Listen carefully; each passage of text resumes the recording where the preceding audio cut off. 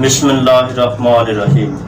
السلام علیکم ناظرین، آپ سب کو میری طرف سے یوم غدیر بہت بہت مبارک ہو۔ غدیر اسلامی تاریخ کا ایک یادگار واقعہ ہے۔ آج کا دن امامت اور ولایت کی یاد کا دن ہے۔ اس دن حضرت محمد مصطفیٰ صلی اللہ علیہ وآلہ وسلم نے غدیر کے مقام پر امام علی علیہ السلام کی امامت، خلافت اور ولایت کا اعلان فرمایا۔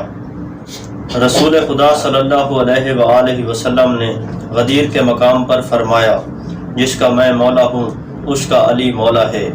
خدایا، جو علی سے دوستی رکھے تو بھی اس سے دوستی رکھ، اور جو علی سے دشمنی رکھے تو بھی اس سے دشمنی رکھ۔